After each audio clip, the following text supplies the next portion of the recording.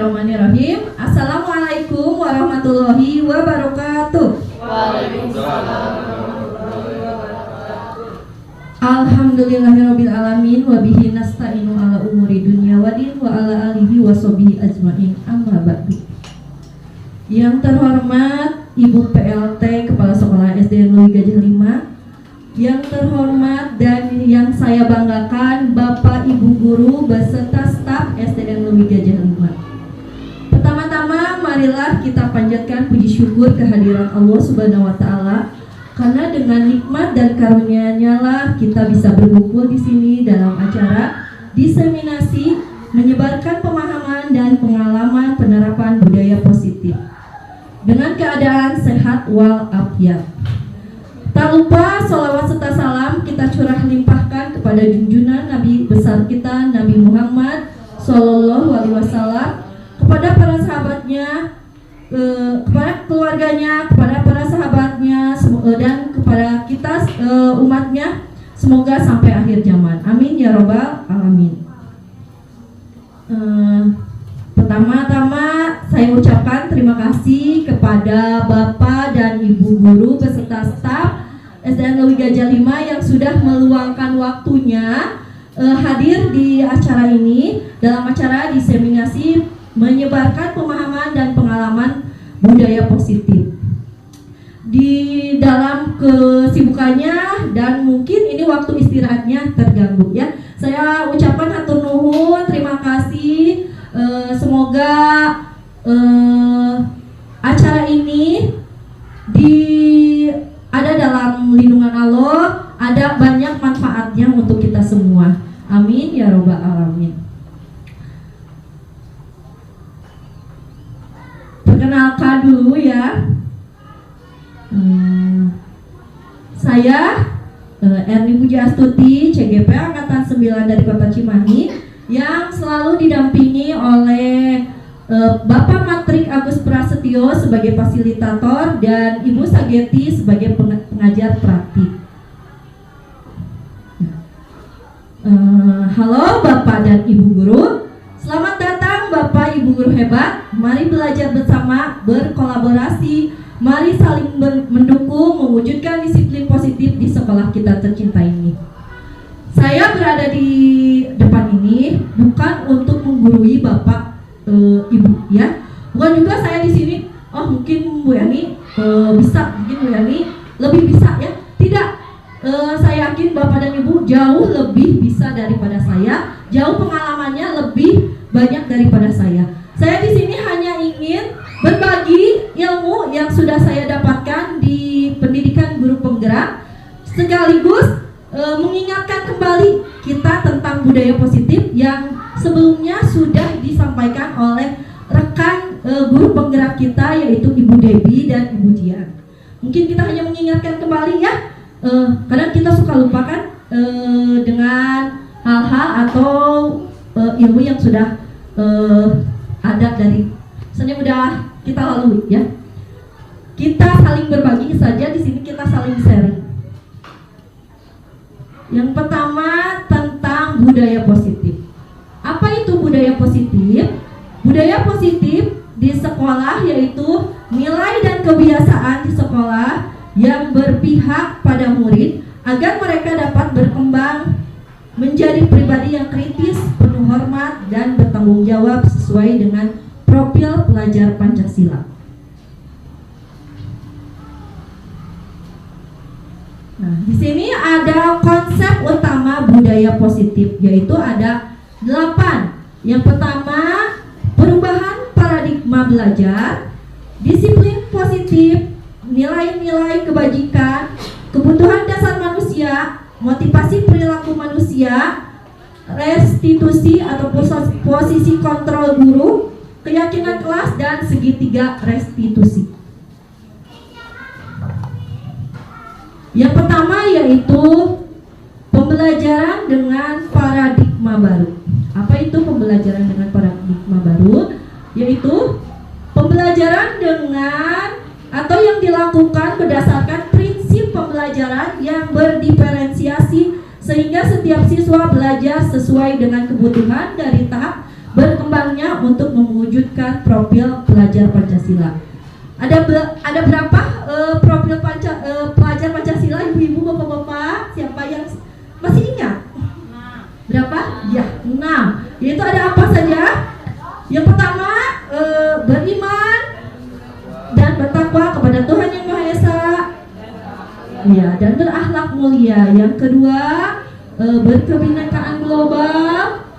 Selanjutnya bergotong royong, bernalar kritis. Iya. Dan itu juga bisa. Ya, yang itu juga bisa dinyanyikan Bapak di sekolah biar anak-anak gampang menghafalnya. Siapa yang sudah tahu menyanyinya? Bapak belum apa? Kita nyanyikan bersama ya. Profil. Sebentar, saya juga masih ingat lagi. Profil Pancasila, beriman dan bertakwa kepada Tuhan Yang Esa dan berakhlak mulia, berkebinekaan global, bergotong royong mandiri, kreatif dan bernalar kritis. Nah, itu dinyanyikan Bapak biar anak-anak di sekolah, di kelas gampang menghafalnya ya tentang profil pelajar Pancasila. Selanjutnya, miskonsepsi teori kontrol, yaitu perubahan paradigma teori kontrol atau ilusi kontrol, Dr. William Glasser. Yang pertama, ilusi guru mengontrol muridnya. Yang kedua, ilusi bahwa semua penguatan positif, efektif dan bermanfaat. Yang ketiga, ilusi bahwa kritik dan membuat orang merasa bersalah dapat menguatkan karakter. Dan yang keempat, ilusi bahwa orang dewasa memiliki hak untuk memaksa. Ini sebenarnya teori ini bagus atau tidak menurut Bapak dan Ibu? Ilusi guru mengontrol murid, ya.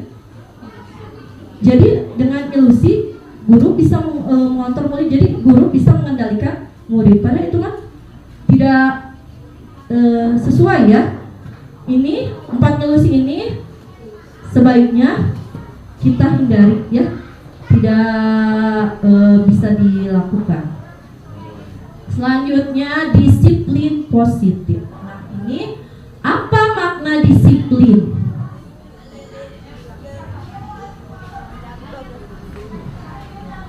Disiplin berasal dari bahasa Latin yaitu disciplina yang artinya belajar.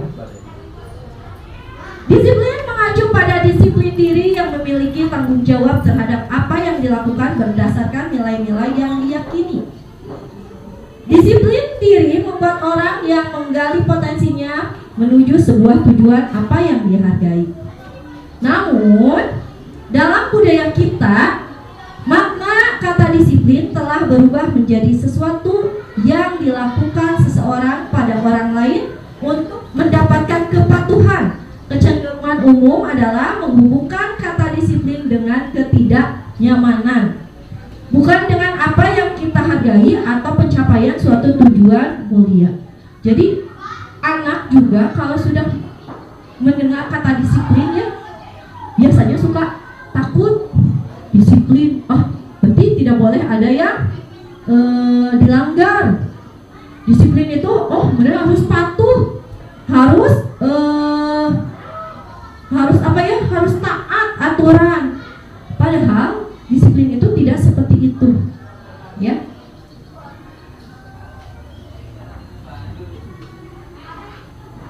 Nah, sekarang dari disiplin kita akan beralih ke nilai-nilai kebajikan.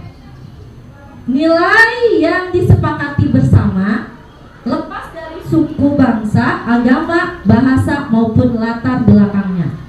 Contoh nilai kebajikan institusi atau organisasi. Yang pertama, nilai kebajikan profil pelajar Pancasila yang ada 6 itu. Beriman dan bertakwa kepada Tuhan Yang Maha Esa, berkebinekaan global, gotong royong, mandiri, kreatif, bernalar kritis.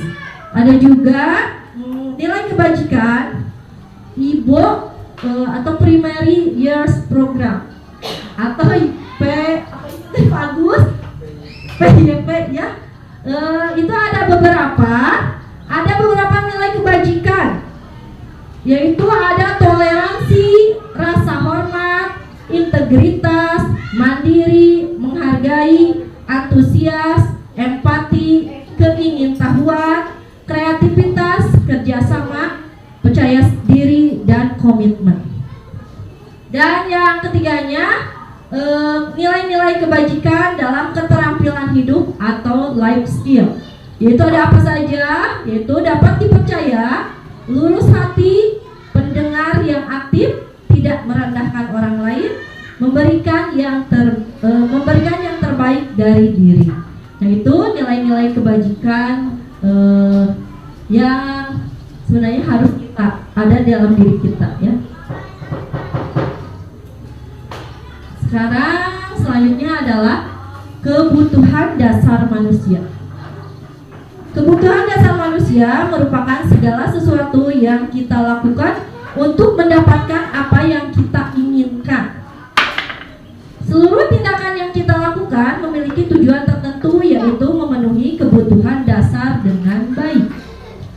Ada berapa kebutuhan dasar manusia? Yaitu ada 5 kebutuhan dasar manusia. Yang pertama, bertahan hidup atau survival. Yang kedua, kasih sayang dan rasa diterima. Yang ketiganya, kekuasaan. Selanjutnya, kesenangan. Dan yang terakhir, kebebasan. Ini adalah 5 kebutuhan dasar manusia. Apa saja kebutuhan dasar manusia yang bertahan hidup? Bertahan hidup itu seperti kita butuh makan, pakaian, betul Pak? Tempat tinggal, keamanan, kesehatan. Iya, betul. Yang paling utama kesehatan itu untuk bertahan hidup. Kebutuhan manusia bertahan hidup. Kebutuhan manusia kasih sayang dan rasa diterima, yaitu rasa diterima, dipedulikan, berbagi, kerjasama, menjadi bagian dari kelompok. Itu adalah rasa kasih sayang dan rasa diterima. Setiap orang pasti ya Pak butuh merasakan kasih sayang, betul ya. Pak Agus juga, iya butuh ya Pak Agus. Kasih sayang dari siapa? Tidak selalu dari pacar ya Pak Agus, dari orang tua, bahkan dari murid kita sendiri ya. Kita bisa membutuhkan kasih sayang itu. Selanjutnya penguasaan, yaitu yang berhubungan dengan harga diri, keinginan untuk dianggap, memimpin, berprestasi, diakui, dan didengar. Nah, itu penguasaan. Selanjutnya kebebasan. Manusia itu butuh bebas Pak. Kebebasan seperti apa? Mandiri, memiliki pilihan. Jadi tidak harus ini, misalnya Bapak ditentukan Bapak harus yang ini. Tidak, Bapak bebas memilih. Iya. Mencoba hal yang baru, mampu mengendalikan arah dirinya. Itu untuk kebebasan. Yang terakhir, kesenangan. Manusia juga butuh kesenangan. Seperti apa? Ya, Bapak mancing, katanya kesenangannya boleh. Di sini bermain Pak, bermain juga bisa mancing. Berarti kesenangan Bapak adalah mancing, ya? Iya. Humor, antusiasme, itu teh. Dan tertawa Pak, ternyata tertawa juga kebutuhan kesenangan manusia, ya. Makanya Pak sering ketawa. Ya sering ketawa, tapi jangan ketawanya sendiri atau ketemu orang yang gak kenal ketawa, nanti bisa dicurigai ya. Nah itu 5 kebutuhan dasar manusia. Kelima ini kita butuhkan ya. Selanjutnya motivasi perilaku manusia. Semua perilaku memiliki tujuan. Jadi gimana di dalam diri kita itu harus ada motivasinya. Motivasi yang kita lakukan itu untuk apa? Harus ada tujuannya. Yang pertama, untuk menghindari ketidaknyamanan, hukuman, apa yang akan terjadi apabila saya tidak melakukan. Misalnya, kayak anak-anak dia kesiangan, takut kesiangan ya. Nanti kalau saya kesiangan akan mendapat hukuman. Jadi anak-anak segimana juga misalnya datangnya harus lebih pagi karena mereka itu takut hukuman, ya, atau tidak nyaman kalau dia kesiangan, merasa ketidaknyamanan atau ketidaknyamannya karena apa? Karena takut hukuman. Nah itu ternyata motivasinya eksternal atau dari luar, bukan dari dalam, ya. Itu motivasi yang karena takut hukuman, itu motivasi yang dari luar atau eksternal. Yang kedua, untuk mendapatkan imbalan dari orang lain atau instansi. Apa yang akan saya dapatkan apabila saya melakukannya? Misalnya anak-anak mau mengerjakan tugas karena nanti akan dikasih permen sama ibu gurunya. Misalnya kalau atau ini ya, kita lagi ikutan literasi, mau ke depan karena dapat hadiah. Sebenarnya itu boleh atau tidak, Bapak? Iya, sebenarnya ya. Itu juga masuknya ke dalam motivasi eksternal atau motivasi di luar dirinya sendiri, ya. Yang bagus itu yang ke nomor 3, Bapak. Yang nomor 3 ini untuk menghargai diri sendiri nih, Pak. Untuk menghargai diri sendiri, saya akan menjadi orang yang seperti apa bila saya melakukannya. Nah, itu motivasi yang ada dalam dirinya sendiri atau internal. Nah, itu juga menjadi tujuan disiplin positif. Misalnya anak kayak tadi, anak misalnya literasi mau ke depan karena apa? Ya karena dia pengen bisa, ingin mencoba apakah dia ke depan itu benar atau salah. Misalnya ingin bisa, bukan karena tadi yang satu takut hukuman atau akan mendapat imbalan. Dari itu mah dari dirinya sendiri, keyakinan dirinya sendiri atau menghargai dirinya sendiri. Nah, motivasi yang bagus itu yaitu yang nomor 3, motivasi internal yang tujuannya menjadikan anak disiplin positif.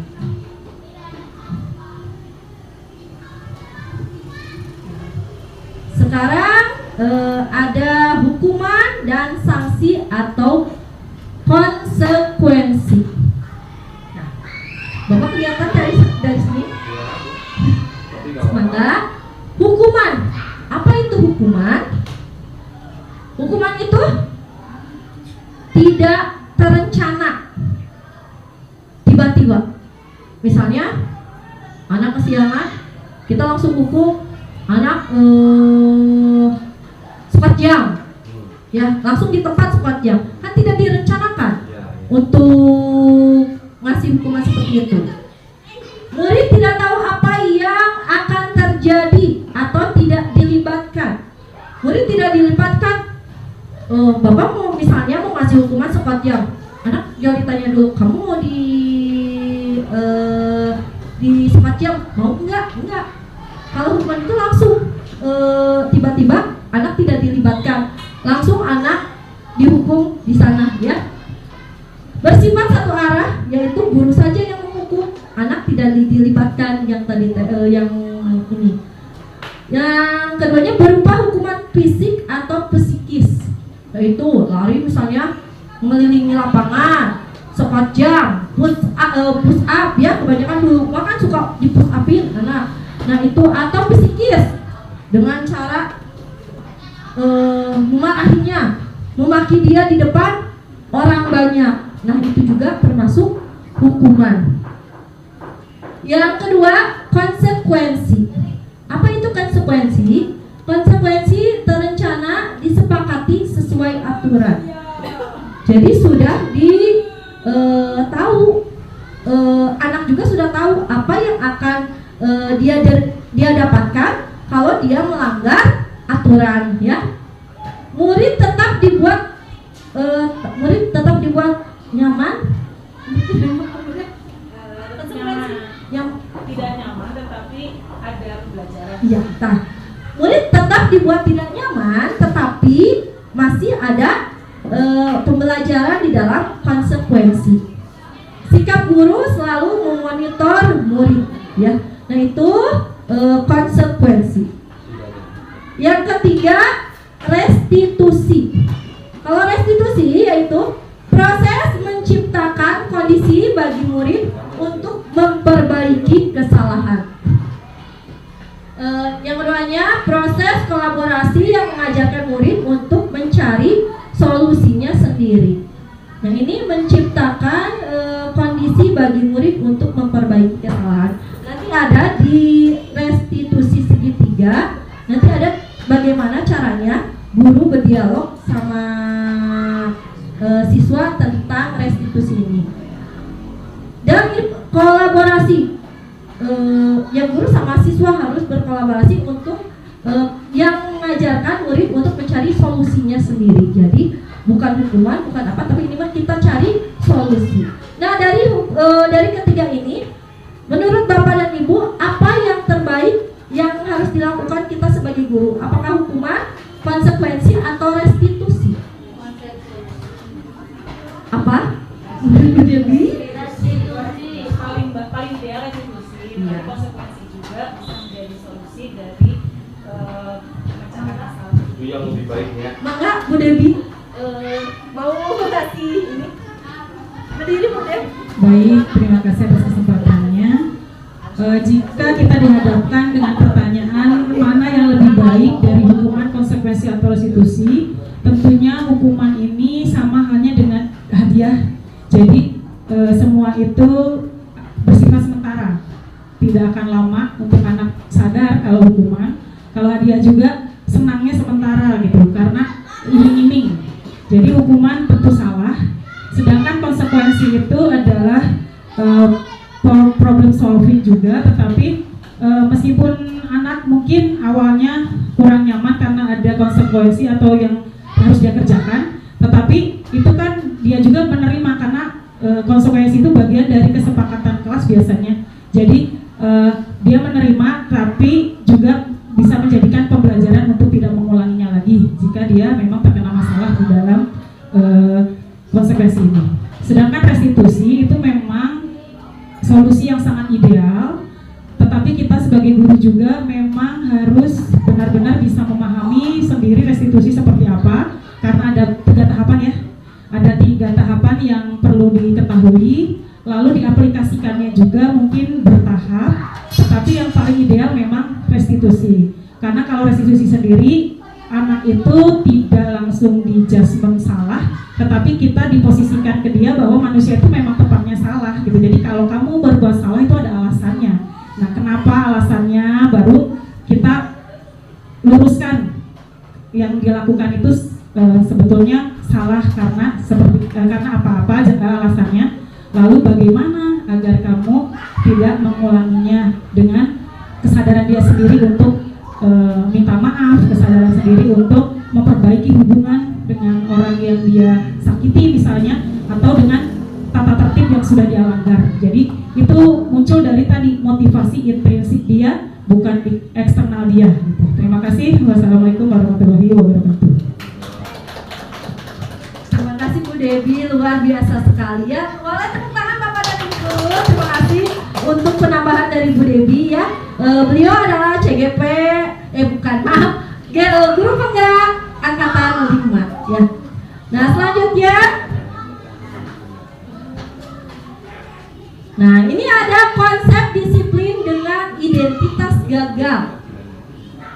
ada hukuman. Nah, ya ada hukuman sama penghargaan. Hukuman bersifatnya menyakitkan, ya, tidak nyaman, murid takut, memaksa murid menyembunyikan kesalahan, dan murid menjadi rendah diri. Di sini ada konsep disiplin dengan identitas gagal. Artinya identitas gagal itu ya tidak baik, ya Budi, gagal atau tidak baik untuk sebenarnya kita lakukan. Yaitu hukuman seperti ini. Ada juga penghargaan. Ternyata penghargaan yang kita suka berikan kepada anak tidak semuanya itu membuat anak menjadi lebih baik. Ternyata penghargaan itu bisa menjadi tidak efektif, merusak hubungan, mematikan kreativitas, menghukum dengan sistem ranking, merampas hak menghargai dirinya. Padahal kalau menurut kita penghargaan seperti ya itu memberikan reward, hadiah, itu kan memotivasi mereka ya untuk supaya mereka berani atau lebih bersemangat. Ternyata penghargaan itu tidak, karena itu tidak itu motivasinya tidak langsung dari internal itu, karena itu muncul dari motivasi eksternalnya, karena mau itu. Ini di sini nih ini saya menghukum dengan sistem ranking. Menghukum dengan sistem ranking itu gimana ya? Kita kan suka ya meranking-rankingkan anak, atau bukan meranking sih, mencari yang terbaik dari yang terbaik. Ternyata menurut budaya positif itu, ranking itu bisa menjadi, atau penghargaan ranking itu bisa menjadi hukuman buat anak. Karena nanti anak yang lainnya, oh ternyata ada yang lebih bagus. Jadi mereka yang tidak dapat ranking misalnya, bukan ada yang bukan tambah semangat pengen mengejar temannya yang ini, enggak, malahan udah ada di ranking, dan itu yang misalnya yang ininya juga, jadi merasa mereka menjadi rendah karena ada ranking itu ya. Nah, ini konsep disiplin dengan identitas gagal. Ada juga konsep disiplin dengan identitas sukses, yaitu yang barusan konsekuensi dan restitusi. Konsekuensi penguatannya jangka pendek, perlu monitoring berkelanjutan, adanya stimulus dan respon, murid menghormati peraturan, kehilangan waktu untuk mengurangi kesalahan. Sedangkan dalam restitusi, murid bertanggung jawab atas perilakunya, fokus pada pemecahan masalah jangka panjang, murid menghormati dirinya dan orang lain, dan adanya teori kontrol, yaitu dirinya memegang kontrol. Selanjutnya murid bersemangat memperbaiki kesalahan. Berarti yang lebih bagus diterapkan oleh kita yaitu konsekuensi dan restitusi.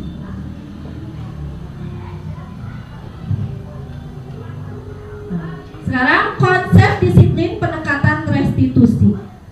Sebuah cara menanamkan disiplin positif pada murid. Sekarang pengertian restitusi dulu apa? Yaitu proses menciptakan kondisi bagi murid untuk memperbaiki kesalahan mereka, sehingga mereka bisa kembali pada kelompok mereka yang lebih kuat. Jadi restitusi itu untuk memperbaiki kesalahan mereka, bukan untuk menjudge ya, menjudge bisa mereka ngelakuin salah, tapi enggak, justru ingin untuk di sini untuk memperbaiki kesalahan mereka. Ciri-ciri restitusi yaitu bukan menebus kesalahan, namun belajar dari kesalahan. Memperbaiki hubungan, tawaran bukan paksaan, menuntut untuk melihat, mencari kebutuhan dasar yang mendasari tindakan keadaan diri, fokus pada karakter bukan tindakan, dan menguatkan dan fokus pada solusi. Nah, selanjutnya ada perbedaan antara hukuman, konsekuensi konsekuensi dan restitusi. Di sini ada saya punya satu kasus. Contoh kasusnya yaitu misalnya ada siswa yang sering tidak mengerjakan PR. Nah, di hukuman itu apa sih yang guru berikan kalau misalnya siswa sering tidak mengerjakan PR? Kalau hukuman itu misalnya seperti guru menghukum siswa hormat bendera selama 10 menit.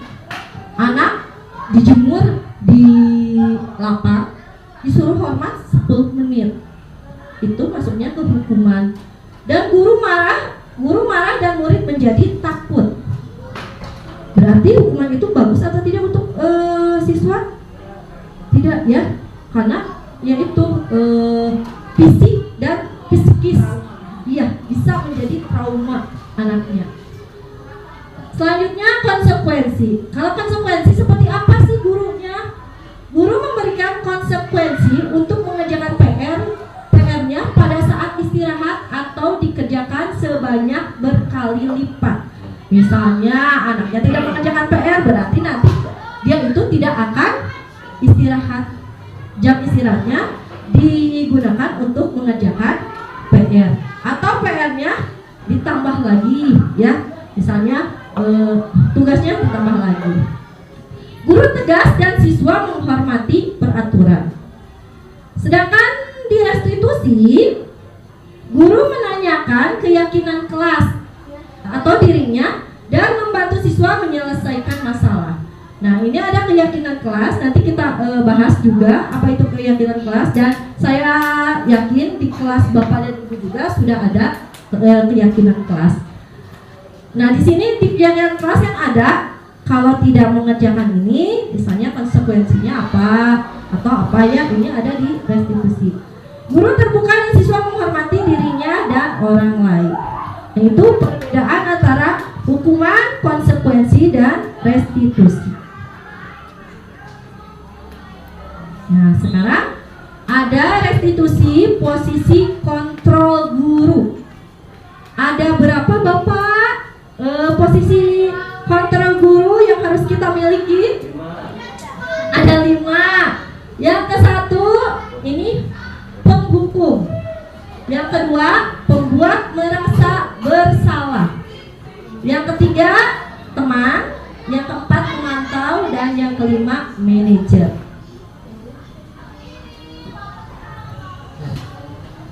Di sini saya juga mempunyai contoh penerapan 5 posisi kontrol guru. Kasusnya siswa datang terlambat.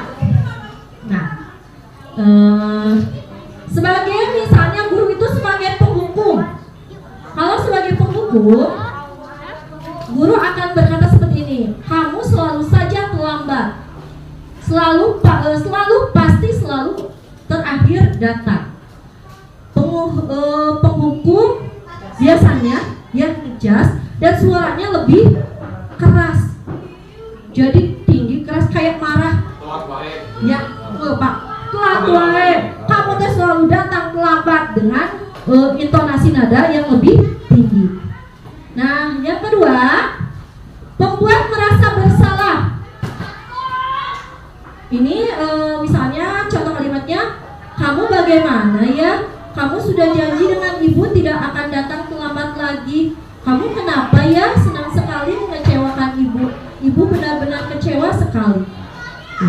Nah, itu pembuat merasa bersalah. Jadi anak nanti setelah kita bicara itu sama anak akan merasa, oh iya, si ibunya kecewa sama saya, jadi ngerasa dia bersalah dengan ucapan gurunya seperti itu. Yang ketiga, posisinya sebagai teman. Nah, ini ya sudahlah, ya sudah, kali ini tidak apa-apa, duduk sana. Nah, itu biasanya ya kayak ke teman, ke murid dulu kayak ke teman atau dan ini nadanya datar ya, datar, nadanya tidak tinggi tidak rendah. Yang ketiga, yang keempatnya pemantau. Posisi pemantau yaitu peraturannya apa? Peraturannya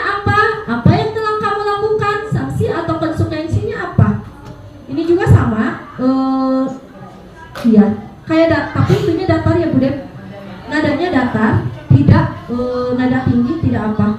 Ini yang pemantau. Dan yang terakhir manajer.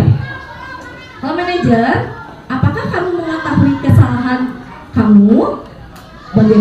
Bagaimana kamu akan memperbaiki kesalahan itu? Itu sebagai manajer. Nah, dari kelima posisi kontrol ini, menurut Bapak dan Ibu, mana yang terbaik, posisi mana yang terbaik yang seharusnya kita lakukan kepada siswa-siswi kita? Sebagai manajer, ya. Betul, sebagai manajer. Setuju semua? Sepakat? Sepakat Mbak sebagai manajer? Ya, karena manajer itu tidak langsung memarahi, tidak menjudge orang, tidak iya. Kalau di dalam Betul ya? Kalau yang nomor 2 itu Membuat merasa besar. anak refleksinya. Oh gitu ya? Iya. Ini Pak yang seharusnya belum ada itu. Kan ini, apa kamu mengetahui kesalahan kamu? Bagaimana kamu akan memperbaiki kesalahan ini? Dan itu di kata-katanya lebih baik untuk anak. Selanjutnya, ini saya punya pertanyaan. Saya punya pertanyaan Bapak. Posisi kontra apakah aku? Di sini saya kecewa dengan kamu. Saya kecewa dengan kamu. Posisi kontrol apa? Aku Membuat merasa bersalah. merasa bersalah. Kata Bapak apa? Manajer. Kata Pak Agus membuat rasa bersalah. Kata Bapak Asep manajer. Kita cek ya bersama-sama apa jawabannya. Buat rasa bersalah. Ternyata Pak Agus yang benar Bapak. Ya. Selanjutnya, posisi kontra apakah aku? Kamu tidak pernah benar melakukannya. Apa Bu Nenek? Penghukum. Ada yang beda? Ada apa Pak? Beda lagi. Ngajaknya apa Pak? Apa? Penghukum, teman, merasa bersalah, pemantau, manajer. Teman. Harus ikut diseminasi. Kata Bu Neneng penghukum, kata Pak Asep teman. Siapa yang jawabannya tepat? Jeng.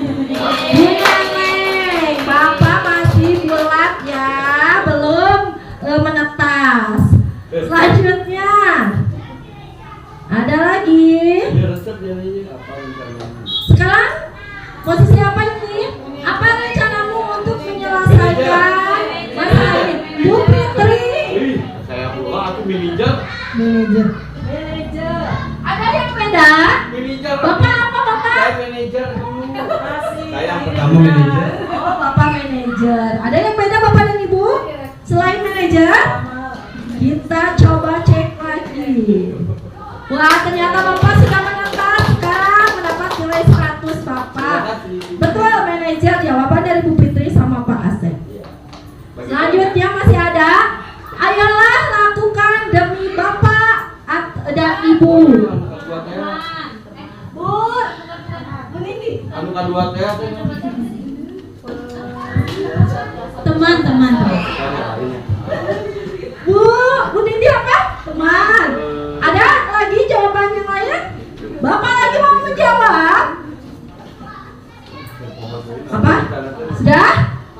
Penghukum, manajer, pemantau. Sudah? Pemantau. Pemantau. Tuh ada 2 jawaban lagi. Bu Nindi teman dan Pak Asep pemantau. Kita lihat jawaban apa yang benar. Teman Pak Asep, ternyata kan teman tadi sudah ini Pak. Ayo lakukan demi Bapak dan Ibu. Ya, ini kayak kita ke teman gitu Pak. Ya siap, Iya. paham. Selanjutnya yang terakhir. Kamu tidak pernah mendapatkan nilai jika jika tidak mengerjakan tugas. Berarti apa Bapak? Memantau. Kita cek langsung ya. Iya, betul Pak Asep. Pemantau ya. Nah itu 5 posisi kontrol yang harus guru ya, yang harus ada guru kuasai, yaitu 1 tadi apa? Penghukum, 2 merasa bersalah, 3 teman, 4 pemantau, 5 manajer. Dan yang sesuai atau yang lebih baik dari 5 posisi kontrol itu adalah sepakat semuanya? Sepakat manajer ya. Nah, selanjutnya ada keyakinan kelas. Apa itu keyakinan kelas?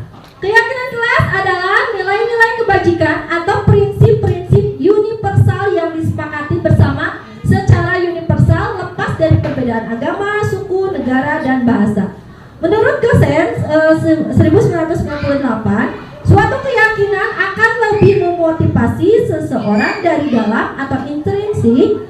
Seseorang akan lebih bersemangat untuk menjalankan keyakinan daripada hanya sekadar mengikuti peraturan. Nah ini tentang keyakinan kelas. Bagaimana pembentukan keyakinan kelas? Yang pertama, lebih abstrak dari peraturan. Selanjutnya, sedikit saja akan mudah diingat. Jadi bikin keyakinan kelas itu jangan terlalu banyak tapi nanti anak tidak akan menjalankannya ya. Mending sedikit tapi pas dengan apa yang kita harapkan. Berupa pernyataan universal sesuai dengan kondisi kelas dan sekolah agar mudah diterapkan. Jadi kemungkinan di kelas ibu bapak juga beda-beda ya keyakinan kelasnya, tidak ada yang sama. Selanjutnya dibuat dalam bentuk positif. Seperti apa dibuat dalam bentuk positif? Tidak ada kata jangan. Jadi jangan digunakan jangan. Misalnya jangan ribut. Diganti kata jangannya, tapi maknanya sama gitu. Seperti apa? Jangan ribut misalnya. Tidak boleh sama. Tertib di kelas misalnya gitu ya. Nah itu. Dan semua warga kelas sekolah dilibatkan saat membuat. Jadi membuat keyakinan kelas itu jangan satu orang, misalnya gurunya saja atau gurunya sama ini murid ini aja, yang misalnya yang pintar atau yang cakep atau yang dekat sama kita. Enggak, jangan. Semua siswa harus dilibatkan, semua warga kelas atau sekolah harus dilibatkan. Nah sekarang ada urutan atau langkah-langkah utama dalam menetapkan keyakinan kelas serta pendalamannya. Di sini ada 6. Sekarang saya mau membuat ini. Siapa yang mau ke depan? Kita urutkan. Ini kan harus mengurutkan. Menurut Bapak dan Ibu, yang pertama yang akan membuat keyakinan kelas itu, apa yang harus kita lakukan yang pertama? Langkah apa dulu? Terus yang keduanya langkah apa? Yang ketiganya langkah apa? Yang keempat sampai ada ke-6. Silahkan saya bagi, ada beberapa misalnya yang mau ke depan yang mau mencoba. Nanti di sini dikasih angka dulu aja ya.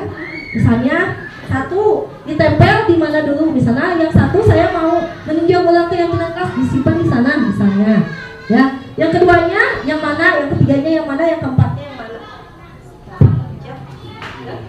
Ya, sampai ada 6. Terus saya mau minta jawabannya harus ada yang beda biar ada perbedaan mana nanti yang lebih tepat. Siapa mau coba? Harus coba. Aku coba. So, yang pertama yang mana dulu?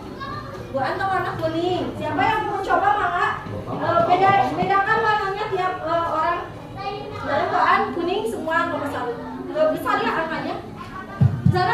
yang pertama kan ini ada berdiskusi mengenai gambaran perilaku yang mencerminkan keyakinan kelas. Berdiskusi memunculkan peraturan-peraturan yang perlu ditaati warga sekolah. Mengubah peraturan-peraturan menjadi kalimat yang lebih positif. Berdiskusi mengenai peran seluruh warga kelas. Meninjau ulang keyakinan kelas dari waktu ke waktu. Menyaringkan peraturan-peraturan menjadi nilai-nilai kebajikan atau keyakinan kelas. Ada itu ya, bisa sama pulpen. Angkanya yang besar, bukan misalnya yang ke satu, bukan mau yang mana dulu? Pakai spidol, buat. Bisa pakai spidol kalau ini. Ada?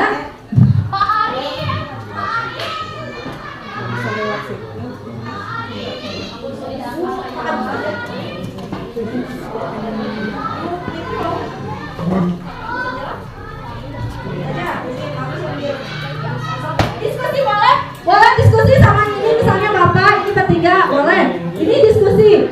Mana dulu peraturan yang mana yang satunya? Yang mana dulu? Misalnya. Berdiskusi memunculkan peraturan-peraturan. Nah, misalnya itu Bapak kan kata Bapak berdiskusi memunculkan peraturan-peraturan yang ini. Ini yang pertama boleh buat langsung ditempel misalnya itu dulu. Gitu, misalnya di pinggirnya aja. Nah, itu. Ya, sok. Nah, jangan yang nempel. Jangan nempel ya. Oh, ini nempelnya bukan dibalik. Balik makanya. Ini ada yang dibalik jadi. Ya, gitu aja. Ulangi aja. Sok mana? Ini benar diskusi boleh. Diskusi aja sama terus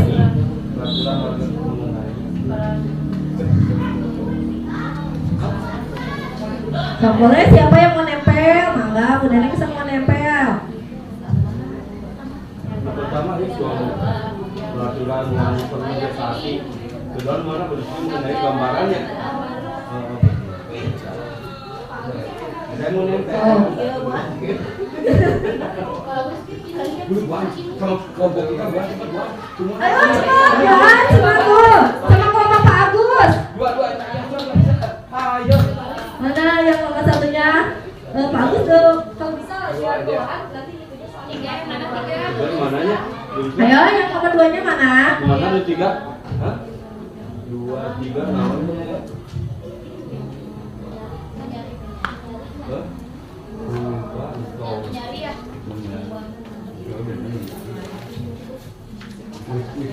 Kan menyarikan. Ayo. Enggak menyarikan. Terus menyarikan, ya kan? Manfaatnya mangga ada 6 langkah-langkah untuk menetapkan keyakinan.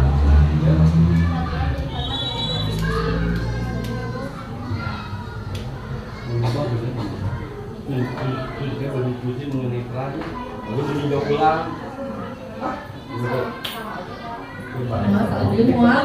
Nggak akan ada hukuman buat, nggak akan konsekuensi juga nggak akan. Kita saling berbagi dulu aja ini.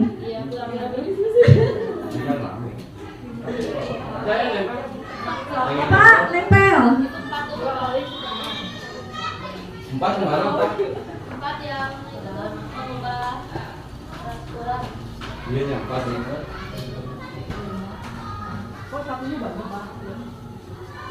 Anu di mana? 5 yang berdiskusi. Iya 5.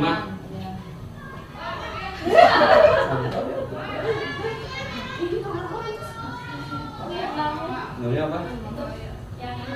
Ini. Yang ini? Iya,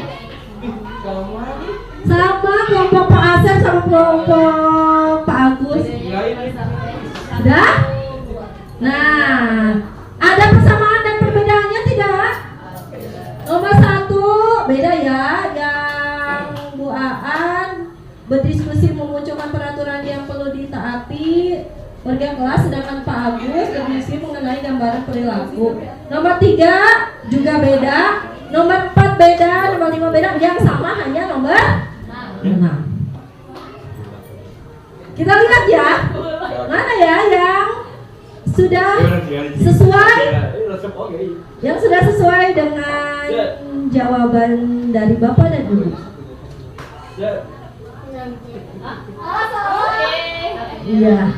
Nomor 1, yang pertama mengurutkan langkah-langkah utama dalam menetapkan keyakinan kelas itu berarti kelompok Pak Asep Waan yang betul. Satu ya.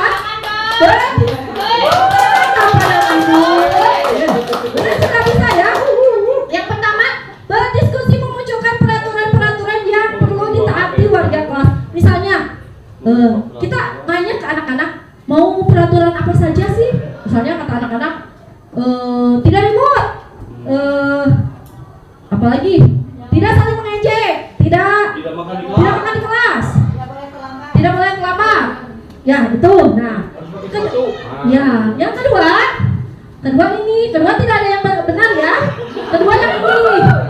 Kedua, setelah kita memunculkan peraturan-peraturan yang barusan, nah ini kita ubah peraturan-peraturan menjadi kalimat yang positif. Yang barusan tidak boleh makan, kita ubah misalnya menjadi apa? Kan tidak, peraturan itu tidak boleh, ada yang tidak boleh atau jangan, harus menggunakan kalimat yang positif. Berarti kita rubah menjadi makan ketika istirahat. Ya, bisa? Ya. Atau tidak boleh, tadi kata Bu Enda, tidak boleh terlambat, datang tepat waktu. Ya. Tidak boleh ribut. Berarti tertib di kelas. Itu. Kita hindari kata jangan dan tidak. Yang ketiga ini, yang ketiga bukan lagi sama Ade.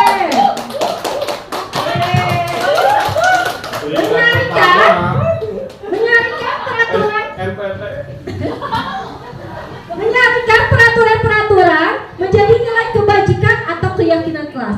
Nah, seperti tadi, datang tepat waktu. Berarti nilai kebajikan yang ada di keyakinan itu apa? Betul Bu Neneng, disiplin. Nilai kebajikannya disiplin. Terus misalnya tadi apa? Makan ketika istirahat, itu juga bisa ya. Masuk apa itu nilai universalnya? Tertib, bisa? Tertib, bisa ya. Tip. Dan tadi juga tip di kelas. Makanya kita cari nilai-nilai kebajikan yang ada di yang tadi, yang peraturan-peraturan itu.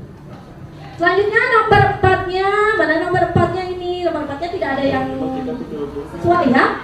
Berdiskusi mengenai gambaran perilaku yang mencerminkan keyakinan kelas. Itu misalnya datang tepat waktu, tertib di kelas, apa?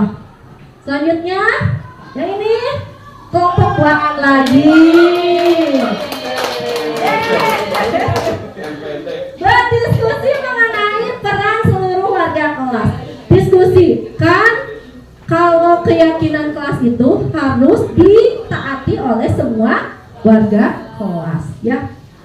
Dan kelima ini ya, udah berarti kenal juga betul.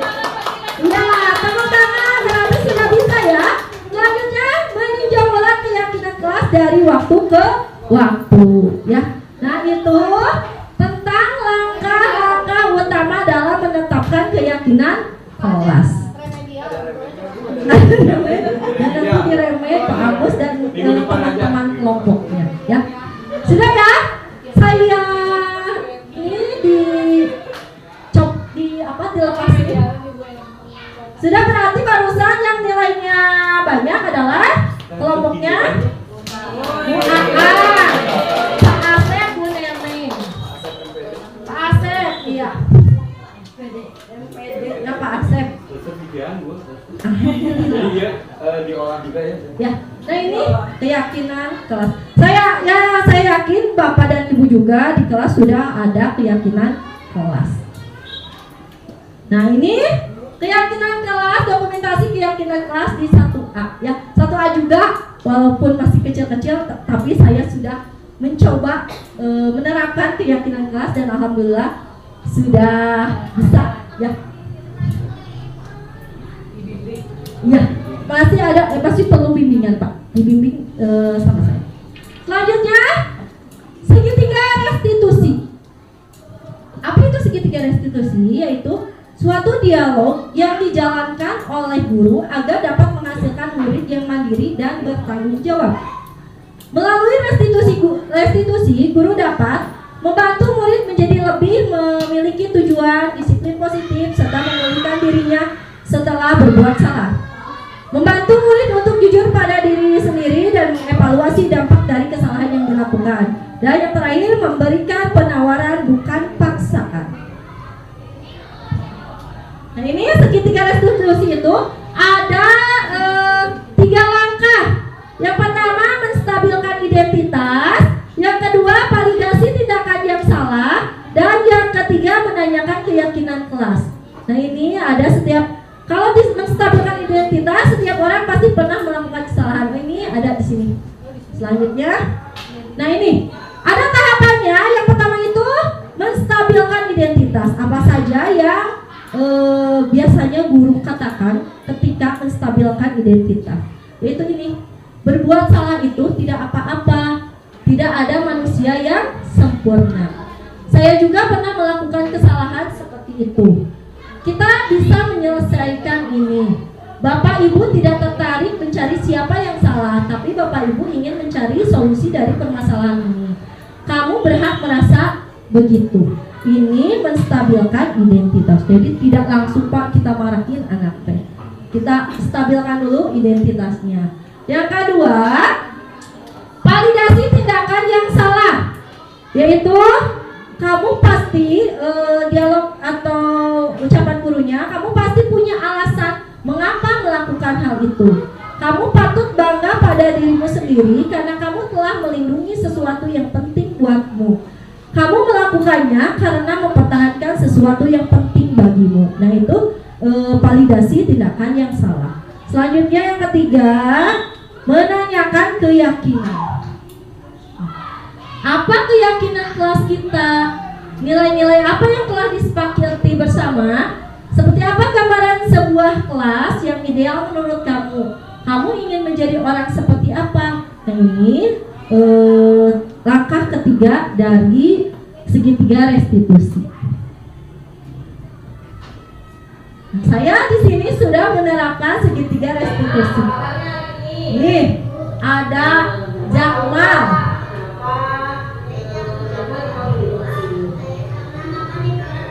Jakmal ini makan di kelas ketika pembelajaran. Saya panggil ke kantor, ke ruang guru. Sebenarnya, ini aja si Jakmal ya. Saya senang ini anak sudah bisa diajak syuting. Udah bisa Jakmal belajar di dalam makan ketika pelajaran sedang berlangsung. Lalu saya panggil dan saya terapkan segitiga restitusi untuk masalah sama Jakmal. Ternyata anaknya bisa diajak ya dia jadi lebih paham. Kata saya, kenapa kamu makan di kelas? Kata Jakmal, karena lapar belum sarapan. Makan di kelas itu tidak salah. Emang makan itu tidak salah. Makan itu kebutuhan kita. Tetapi makan itu ada waktu dan tempatnya yang benar ya. Tahapannya saya lakukan dan alhamdulillah bisa ya. Untuk anak kelas 1. Apalagi insya Allah untuk anak-anak yang sudah besar, sudah mulai mengerti, kita ajak bicara, ajak ngobrol. Kalau ada masalah tidak langsung menyalahkan anak itu, tetapi kita ajak dulu kalau bisa dengan tahapan segitiga restitusi ini. Nah, sekarang ada kasus.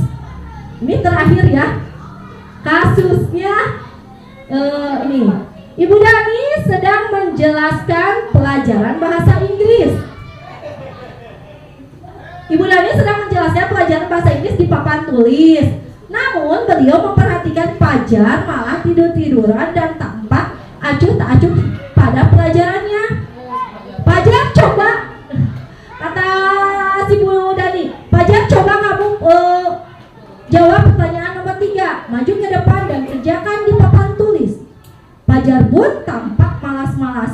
maju ke depan dan sesampai di depan papan tulis pun Fajar hanya diam terpaku sambil memegang buku bahasa Inggrisnya dan memainkan spidol di tangannya.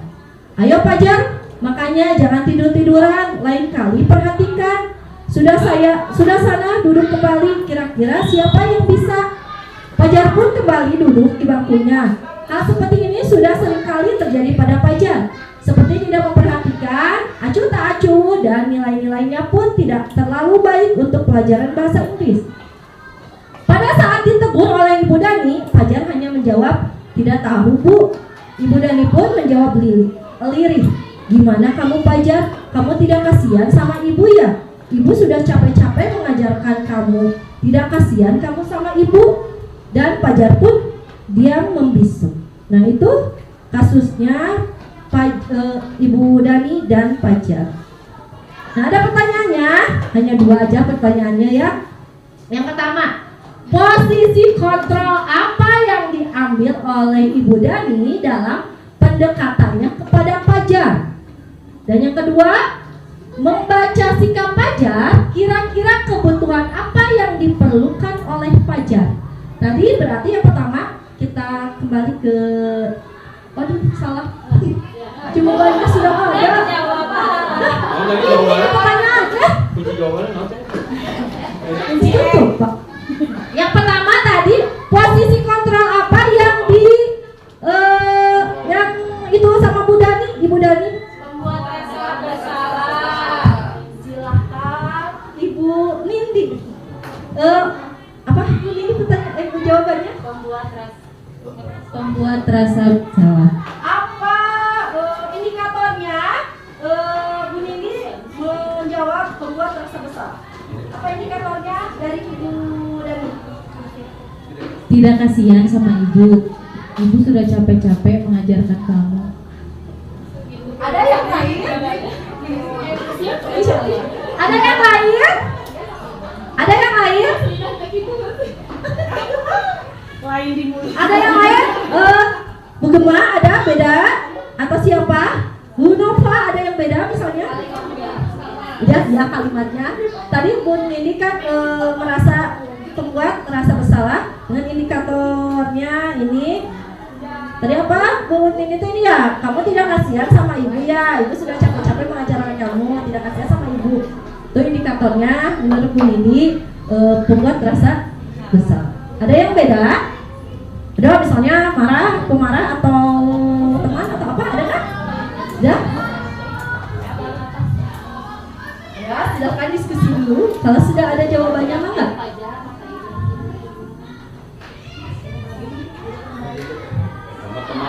Teman-teman. Salat boleh? Teman. Boleh. Sok. Apanya ini? Posisi kontrol apa? Sebagai apa? Posisi kontrolnya sebagai teman. Indikatornya yang pada kalimat, "Ayo Fajar, makanya jangan tidur-tiduran. Lain kali perhatikan. Sudah sana duduk kembali." Kira-kira siapa yang bisa? Sekalian sama pertanyaan nomor 2 ya. Ya jawabannya sekalian.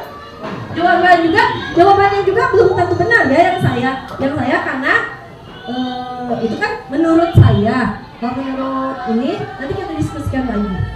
Selanjutnya kebutuhan apa yang Fajar inginkan dari masalah ini? Kan kebutuhan manusia itu ada berapa tadi? Ada 5 ya. Ada kebutuhan hidup, disayangi, kasih sayang dan dicintai, kekuasaan, kesenangan, kebebasan. Kira-kira seperti apa? Kebutuhan apa yang Fajar inginkan? Kesenangan, misalnya kesenangan. Terus ada lagi, kemudian kebebasan. Ya, sudah? Dan ada jawaban lagi? Kita lihat saja jawabannya. Itu menurut saya loh. Nanti kita ini lagi, kita diskusikan lagi. Ini menurut saya posisi kontrol apa yang diambil oleh Ibu Dani dalam pendekatan kepada Fajar, yaitu yang tadi kata sama dengan jawabannya Bu Niti, posisi kontrol yang diambil Ibu Dani adalah pembuat merasa bersalah. Pada posisi ini biasanya guru akan bersuara lembut. Pembuat merasa bersalah akan menggunakan keheningan yang membuat orang lain merasa tidak nyaman. Bersalah atau menahan diri. Kata-katanya keluar dengan lembut akan seperti apa katanya Bu Niti tadi teh? Gimana kamu Fajar?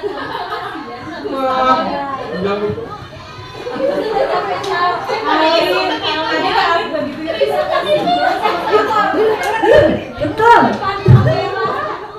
Sudah bagus ya Bu Niti. Sudah tepat intonasi dan input ekspresi. Bagaimana kalau tadi kata Bu An bisa tadi Bu Dep yang sebagai teman? Bisa ya? Itu juga ya. Berarti jadi 2. Berarti ini saya nanti direvisi lagi jawaban dari saya. Jawaban Aningka betul tadi. Itu posisi sebagai teman. Yang selanjutnya, membaca sikap Fajar, kira-kira kebutuhan apa yang diperlukan oleh Fajar? Fajar membutuhkan mungkin ya, ini kan hanya mengira-ngira. Fajar membutuhkan cinta dan kasih sayang karena kemungkinan perilaku yang dibuat Fajar membuat gurunya memperhatikannya termasuk teman-temannya.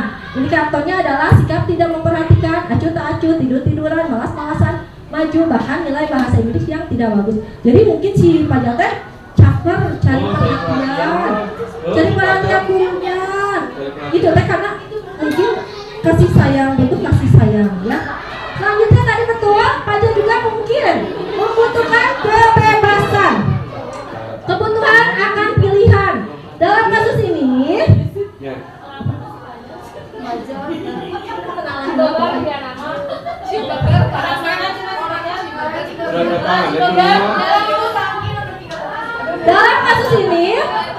kemungkinan Fajar merasa bosan dengan proses pembelajaran yang disampaikan oleh gurunya yang hanya monoton menyampaikan materi saja. Nah, tidak berarti tidak kesalahan siswa saja, ya. Ternyata mungkin gurunya juga memberikan pelajaran hanya gitu-gitu aja, ceramah atau memberikan tugas sehingga anaknya menjadi bosan. Jadi si Fajar itu membutuhkan kebebasan. Nah, itu tentang kasus atau barusan yang kesepakatan menjawab kasusnya. Nah, sekarang sebagai penutup, alhamdulillah ya. Penerapan budaya positif. Penerapan budaya positif bagi guru merupakan suatu keharusan. Seorang guru hendaknya selalu merefleksikan posisi kontrol pada dirinya sehingga dapat mewujudkan budaya positif yang menciptakan murid yang berkarakter baik, mandiri, dan bertanggung jawab. Ya, mungkin mudah-mudahan kita sebagai guru selalu menjadi guru yang terbaik buat murid-muridnya, bisa selalu merefleksikan posisi kontrol yang sesuai yang terbaik bagi murid-muridnya. Ya, amin ya rabbal alamin. Ya, sudah. Terima kasih.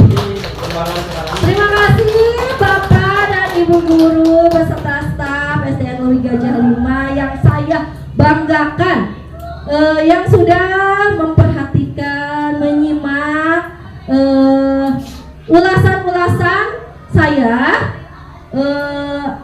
agar ingatan-ingatannya waktu itu ya. Oh iya, waktu itu sama Bu Dian sudah. Oh iya, waktu Bu Dewi sudah. Saya ingatkan kembali di sini. Saya ucapkan sekali lagi terima kasih atas perhatian Bapak dan Ibu guru. Terima kasih atas waktunya yang sudah diberikan untuk saya.